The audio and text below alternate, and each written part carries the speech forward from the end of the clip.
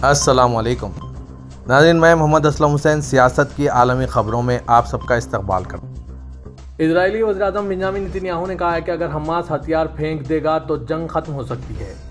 Nitin Yahoo نے اس بات کا دفاع کیا کہ حماس اگر ہتھیار پھینک کر غزہ سے نکل جائے اور اسرائیلی یرغمالیوں کو رہا کر دے تو غزہ پر حملے رک سکتے ہیں۔ بنیامین نتن یاہو نے امریکی مصنف ڈان سینور سے گفتگو کرتے ہوئے کہا کہ حماس ہتھیار پھینکیں اور یرغمالیوں کی رہائی ممکن بنائے تو جنگ کل ہی بند ہو جائے گی۔ حماس کا غزہ سے انخلا کا معاملہ بھی مذاکراتی میز پر ہے۔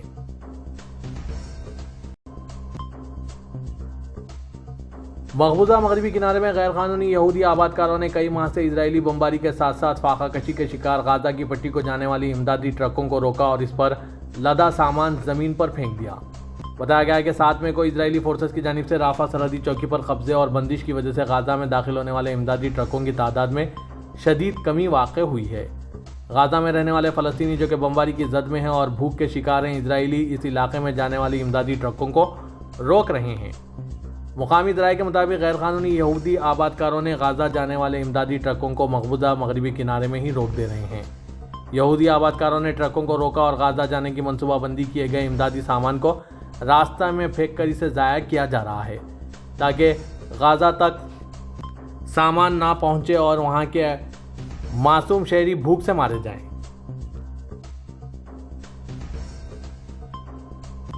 امریکی وزیر خارجہ اینٹنی بلنکن نے کہا ہے کہ واشنگٹن شہریوں کے تحفظ کے لیے قابل اعتماد منصوبے کی عدم موجودگی میں رافح میں کسی بڑے فوجی آپریشن کی حمایت نہیں کرے گا۔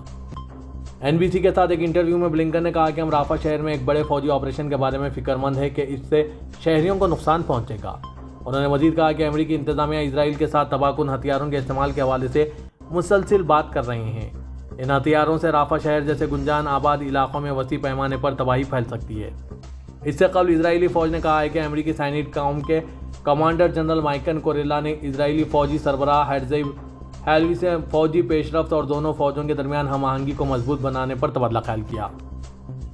واضح ہے کہ حماس اور اسرائیل اب تک بالواسطہ مذاکرات کے متعدد دوار منعقد کرنے کے باوجود جنگ بندی کے معاہدے تک پہنچنے میں ناکام رہے ہیں۔ اسرائیلی فوج نے غزہ کے مختلف علاقوں پر بمباری جاری رکھی۔ گزشتہ روز ایک طرف اقوام متحدہ کے سیکریٹری جنرل اینٹونیو گوٹرس نے غزہ کی پٹی میں فوری جنگ بندی کا مطالبہ کیا تو دوسری طرف اسرائیل نے رافح شہر میں اپنی زمینی کارروائیوں میں توسیع کر دی ہے۔ غزہ کی پٹی میں جنگ بندی پر اتفاق کرنے کے لیے قاہرہ میں ہوئی بات چیت کو معطل کرنے کے بعد امریکی صدر جو بائیڈن نے گزشتہ ہفتے کے روز کہا تھا کہ حماس فوری طور پر اسرائیلی یرغمالیوں کو رہا کر دے تو کل ہی جنگ بندی ممکن ہو سکتی ہے۔ دنیا کے کئی حصوں میں ہزاروں لوگ غزہ کی پٹی پر اسرائیل کے حملوں کے خلاف احتجاجی مظاہرے کر رہے ہیں تو یونیورسٹیوں میں بھی فلسطین کی حمایت میں مظاہرے اب بھی جاری ہے۔ ہالینڈ میں زیادہ تر خواتین پر مشتمل ایک گروپ نے فلسطینی ماؤں کی حمایت میں مظاہرہ کیا۔ ماؤں کی نسل کشی کے خلاف احتجاج کے نام سے نکالے گئے اس جلوس میں اسرائیل مخالف نعرے بازی کی گئی۔ جرمنی کے دارالحکومت برلن میں بھی فلسطین کی حمایت میں مظاہرے کیے گئے۔ اسرائیل کے غزہ پر حملوں اور جرمنی کے اسرائیل کو اسلحہ فروخت کرنے پر احتجاج درج کرایا گیا۔ امریکہ کے شہر نیو یارک میں اس حوالے سے نکالے گئے جلوس میں پولیس نے مداخلت کی۔ پولیس نے مظاہرین کو منتشر کرتے ہوئے متعدد افراد کو حراست میں لے لیا۔ فلسطین کی حمایت میں یونیورسٹی طلباء کے مظاہرے کئی ممالک میں جاری ہے۔ آئرلینڈ میں ڈبلن یونیورسٹی کے طلباء نے غزہ کے ساتھ اظہار یکجہتی کے لیے کیمپس میں ایک کیمپ لگایا۔ سوئٹزرلینڈ کے یونیورسٹی آف جنوا کے طلباء کے چانسلر کے دفتر کی طرف سے کیمپس خالی کرنے کی ہدایت کے باوجود فلسطین کی حمایت میں مظاہروں کا سلسلہ جاری ہے۔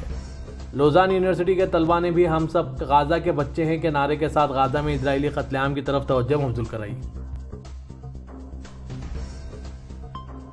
انڈونیشیا کے صوبے مغربی سماٹرا میں سیلاب اور مٹی کے تودے گرنے سے ہلاک شدگان کی تعداد 41 ہو گئی۔ انسداد آفات کی ایجنسی کے ترجمان عبد المقاری نے بتایا کہ سیلاب کی وجہ سے تقریباً 200 مکان زیر آب آ چکے ہیں جبکہ بعض عمارتوں کو بھی شدید نقصان پہنچا ہے۔ حکام کا کہنا ہے کہ امدادی کارکنوں کو علاقے میں مزید نعشیں ملی ہے جس کے بعد ہلاک شدگان کی تعداد 41 ہو چکی ہے جبکہ لاپتہ 17 افراد کی تلاش بھی جاری ہے، مگر خراب موسم امدادی کارروائیوں میں رکاوٹ کا سبب بن رہا ہے۔ مرافی آتش فشاں کے پھٹنے سے راکھ اور مٹی کے تودے گرنے اور مانسون بارشیں ہونے کے بعد سیلاب کی وجہ سے جانیں ضائع ہو رہی ہے۔ روسی صدر پوٹن نے سابق نائب وزیر اعظم اندرئی بیلوسوف کو وزیر دفاع تعینات کرنے کا اعلان کر دیا۔ روسی صدارتی محل کرملن کے ترجمان پیسکوف کا کہنا ہے کہ روسی صدر چاہتے ہیں کہ 2012 سے وزیر دفاع رہے سرگئی شوگو کو روس کی سلامتی کونسل کا سیکریٹری بنایا جائے اور انہیں ملٹری صنعتی کمپلیکس کی ذمہ داریاں بھی دی جائے۔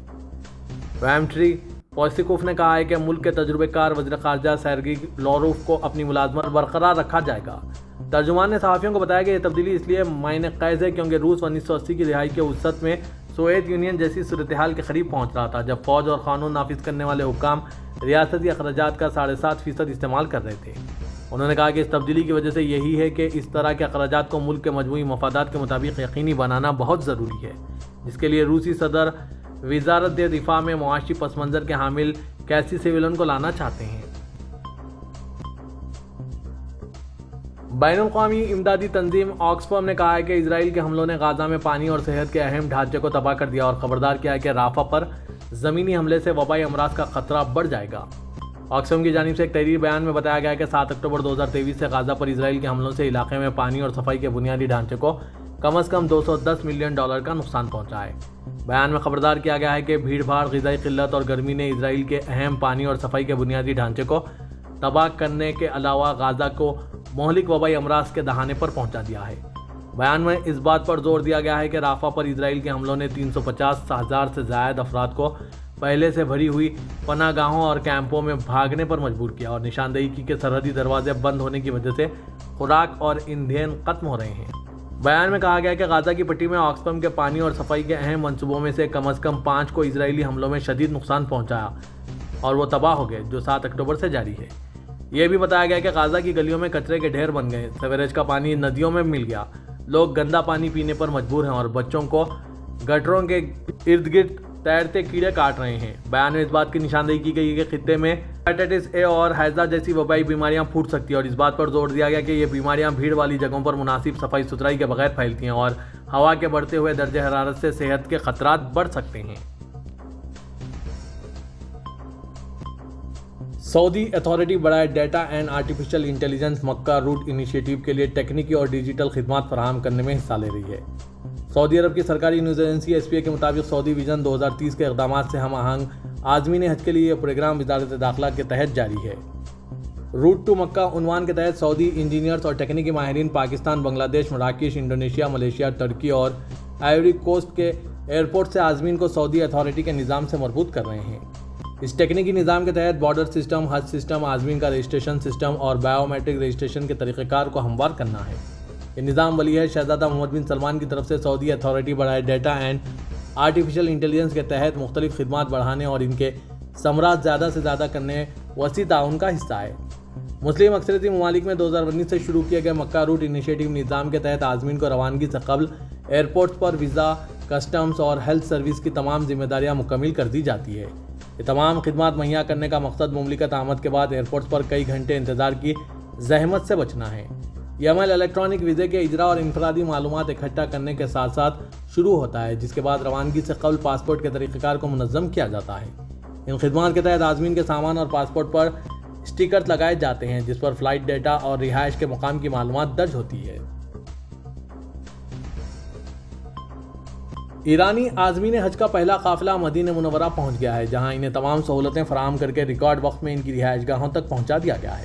سبق ویب سائٹ کے مطابق مدینہ منورہ کے شہزادہ محمد بن عبدالعزیز انٹرنیشنل ایئرپورٹ پر محکمہ پاسپورٹ نے بھرپور تیاریاں کر رکھی ہے۔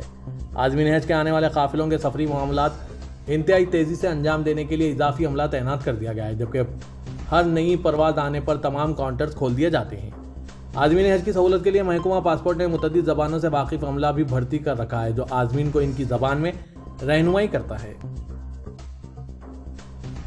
سعودی نائب وزیر داخلہ ڈاکٹر ناصر بن عبدالعزیز الداود نے ڈھاکہ میں بنگلہ دیشی وزیر خارجہ اسد زماں خان سے آج ملاقات کی۔ سرکاری خبر رساں ایجنسی SPA کے مطابق ملاقات میں دونوں ملکوں کی وزارت داخلہ کے درمیان سیکیورٹی تعاون بڑھانے کے طریقوں پر تبادلہ خیال کیا گیا۔ ملاقات میں بنگلہ دیش میں سعودی سفیر عیسیٰ بن یوسف دخیلان اور دیگر عہدیدار موجود تھے۔ علاوہ ازیں سعودی نائب وزیر داخلہ نے ڈھاکہ ایئرپورٹ پر روٹ ٹو مکہ انیشیٹو کے لیے مختص لاؤنج کا معائنہ کیا۔ واضح ہے کہ روٹ ٹو مکہ انیشیٹو عازمین حج کے لیے وزارت داخلہ کے اہم پروگراموں میں سے ایک ہے۔ اس کے تحت عازمین حج کو سفر حج کے حوالے سے متعدد سہولتیں دی جا رہی ہے۔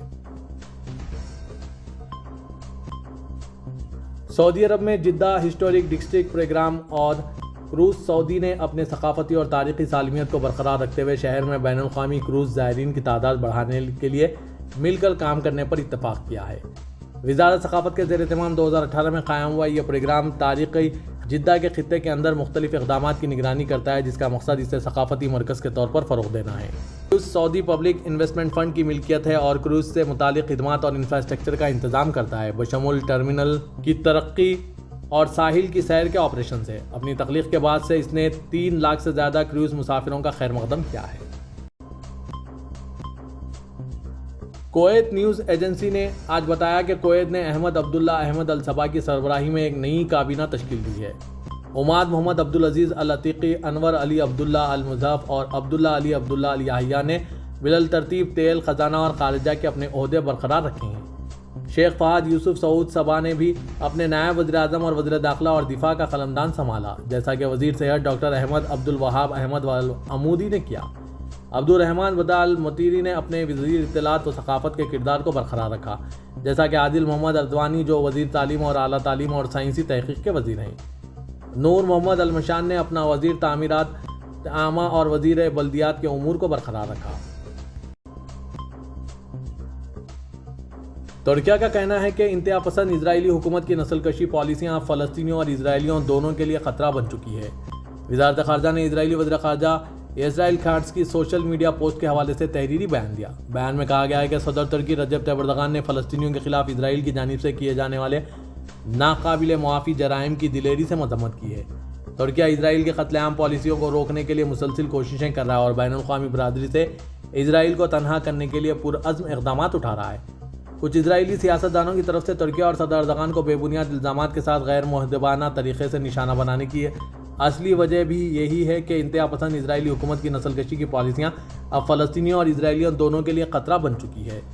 بیان میں کہا گیا کہ ترکیہ فلسطینیوں کے خلاف اسرائیل کی نسل پرستانہ اور غیر منصفانہ پالیسیوں کو ایجنڈے میں لانا جاری رکھے گا اور اس بات پر زور دیا کہ ترکیہ اس منصفانہ مقصد کا اس وقت تک دفاع کرے گا جب تک فلسطینیوں کو ان کے اپنے ملک میں اپنی ریاست نہیں مل جاتی۔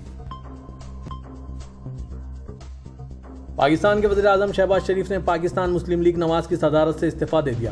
آج پیر کو پاکستان مسلم لیگ نواز کی مرکزی سیکریٹری اطلاعات اور پنجاب کی سینئر وزیر مریم اورنگزیب نے اپنے social media platform X account پر پارٹی صدر کے استعفے کی کاپی شیئر کرتے ہوئے لکھا ہے کہ وزیر اعظم جناب محمد شہباز شریف نے پاکستان مسلم لیگ نواز کی صدارت سے استعفیٰ دے دیا۔ شہباز شریف نے کہا ہے کہ میرے محبوب قائد کے برات ان کے باوقار کردار اور قوم کی خدمت کے لیے بے داغ ماضی کی گواہی ہے۔ اس عہدے کو ہمیشہ ایک امانت سمجھا ہے جسے آپ اپنے قائد کو واپس لوٹا رہا ہوں۔